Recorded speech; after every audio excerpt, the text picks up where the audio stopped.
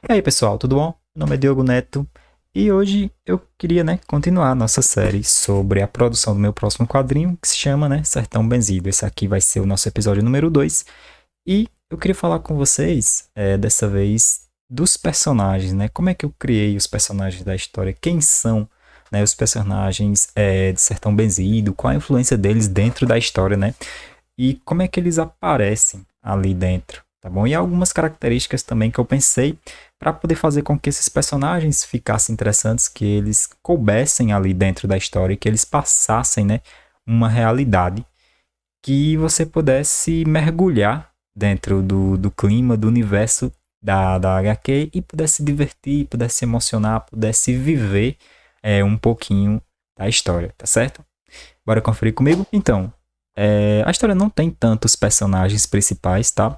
Ao todo, só são 4 que realmente têm uma certa influência dentro da história, tá bom? E são personagens que são muito importantes, tanto para você entender o universo de Sertão Benzido, tanto como para fazer a história andar, né? Porque uma das principais características dos personagens é ele fazer com que a história ande para frente, né?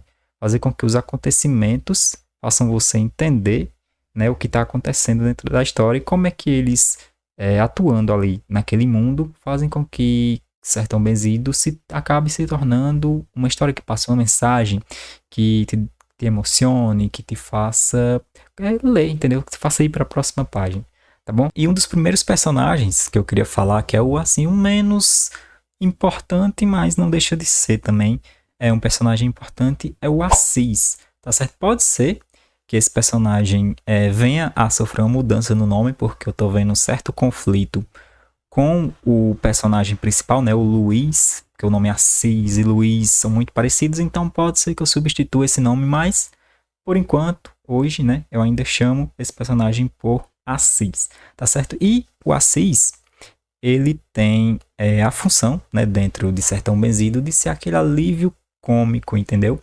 E de fazer com que a gente compreenda a história, tá certo? Ele é uma criança, um garoto de 7, 8 anos, muito curioso, entendeu?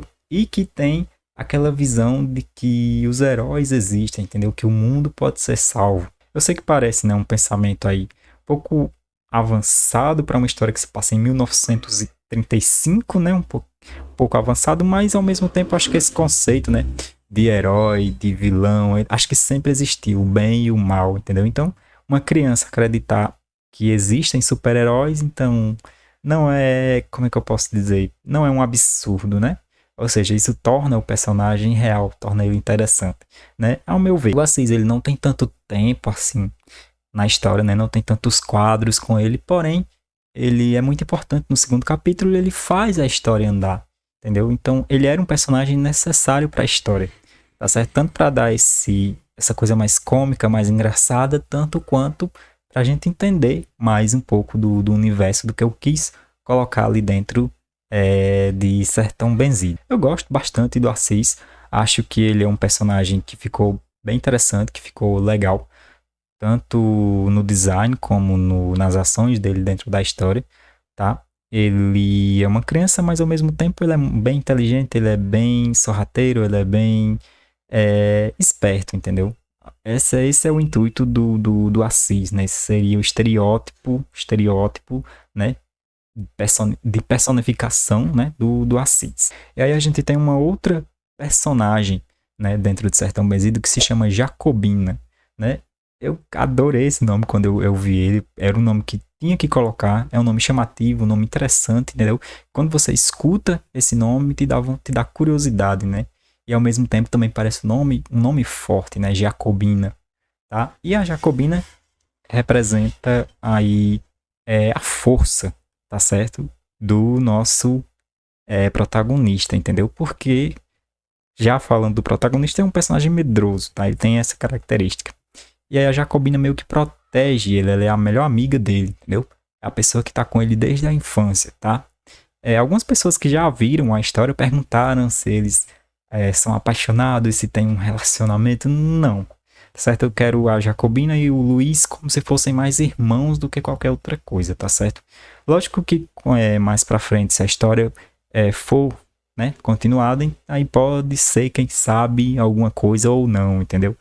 Eu gosto muito de pensar inicialmente como dois grandes amigos, dois irmãos, entendeu? Acho que fica mais interessante para o clima da história, para o que eu quero colocar, entendeu? De mensagem dentro do Sertão Benzido. Tá? Mas a força não é a principal característica da Jacobina, tá certo? A Jacobina, ela é uma personagem também muito sensível, tá? Ao mesmo tempo que eu coloco essa coisa da coragem, da força, da imponência do lado dela, né, para também representar a mulher forte e sertaneja, eu também tento fazer com que tenha a sensibilidade da mulher ali expressa, entendeu?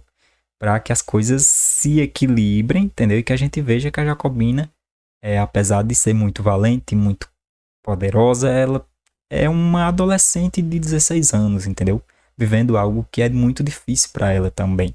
Então, isso tem que estar na história porque, querendo ou não, é uma história sobre seres humanos, né? Não é uma história sobre monstros, por assim dizer, né? Não literalmente. Mas precisa, né, dessa parte, precisa dessa humanidade na personagem, tá certo? Ela é bem importante para o nosso quadrinho, né, em geral. Aí teve que conferir a câmera para ver se estava gravando. Meu Deus. Tive um susto, mas está gravando, então vamos continuar. Mas essa é a Jacobina, essa mistura de força, de poder, de imponência com sensibilidade também, tá certo? Essa é uma das principais funções dela, é equilibrar as coisas, entendeu? Se eu tenho um personagem que não é tão corajoso, então eu preciso ter também um personagem que é mais corajoso, que é mais imponente, entendeu? Que, tipo, mostra também que a mulher, né, do sertão, a mulher em geral também pode ser forte, também pode ser corajosa, entendeu? Então tem esse intuito também dentro da história. E aí a gente chega no nosso terceiro, né, personagem aí mais principal, que tem muita influência dentro da história, que seria o Cangaceiro Quebra-Faca, certo? Ele é um personagem que eu gosto, entendeu? De certa forma, mas ele representa tudo que é contrário, entendeu? Ao nosso mundo, entendeu? Ele vai contra os objetivos do personagem principal, ele é o antagonista, ele é o vilão, certo? Ele é a força contrária, tá bom? Mas quem é o Cangaceiro Quebra-Faca, né? Ele é simplesmente a representação mais forte ali dentro da história do nosso Nordeste, né?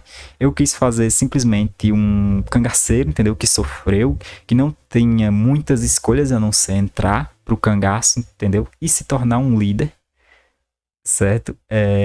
Mas o Quebra-Faca, ele é isso, tá certo? Ele é aquele cara que é tranquilo, mas muito calculista, muito pensativo, muito correto ao mesmo tempo que é um bandido, certo? Então tem todo esse jogo dele ser alguém que se compara, que se coloca como alguém muito correto, que quer o certo, que quer o bem, mas ao mesmo tempo ele é um bandido, né?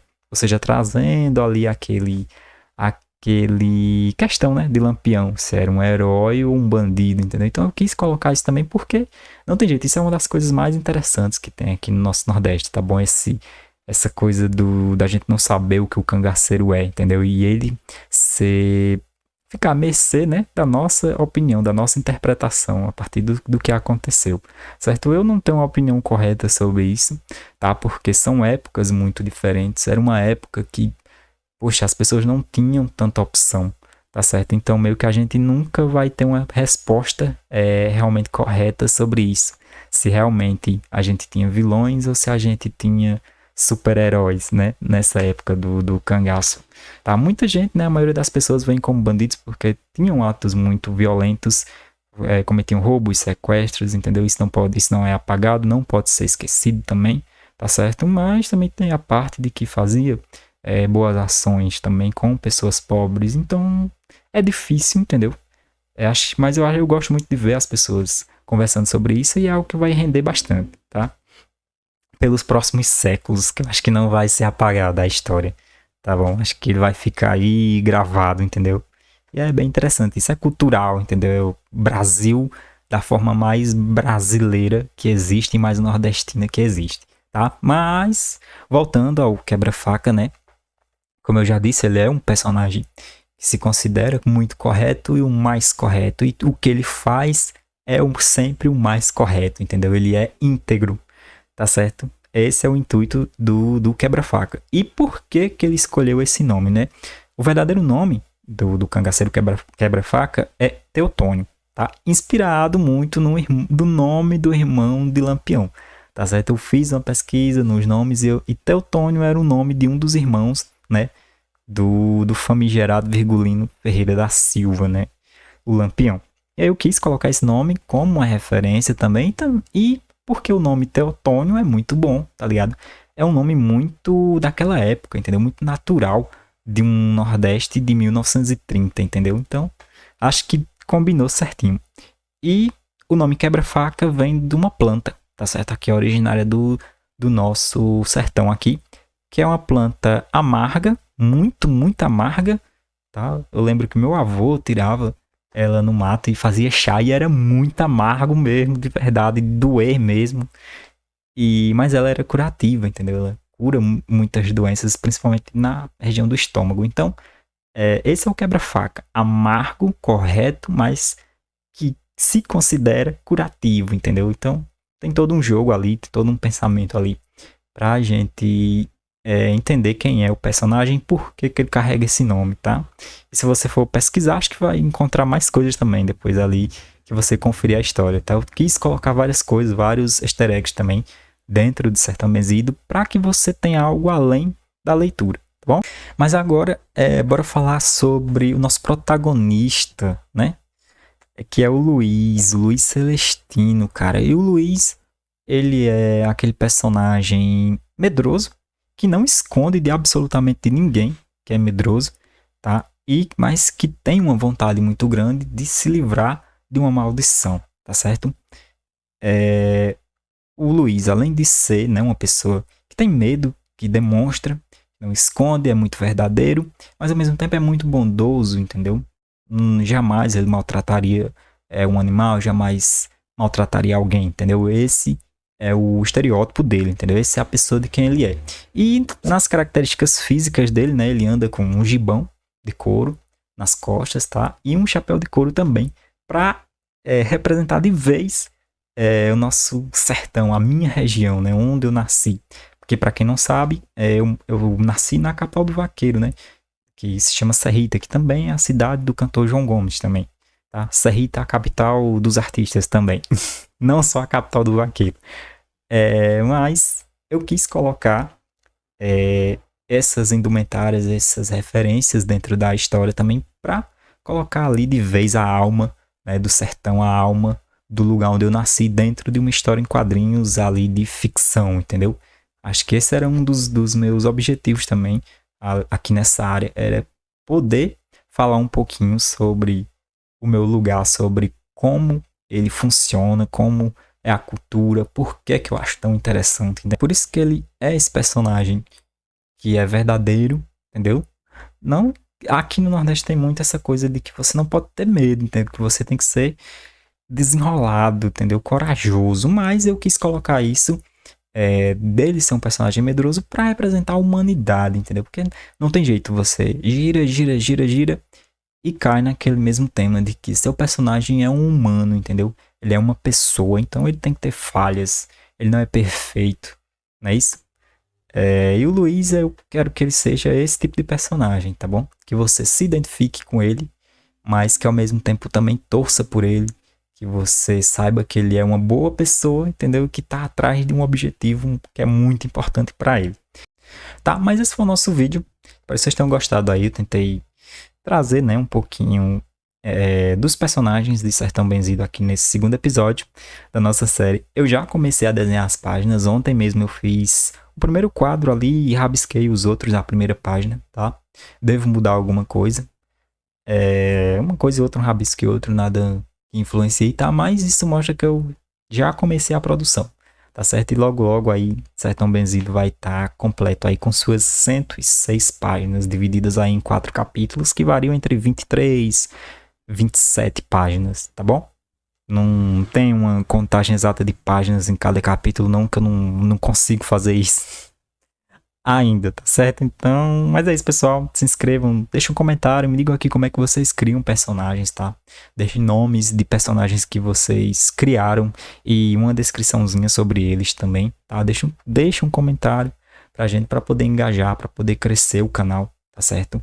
E deixa um like também. Obrigado, muito obrigado pela visualização também, tá certo? Se você assistiu o vídeo até aqui, saiba que você é massa.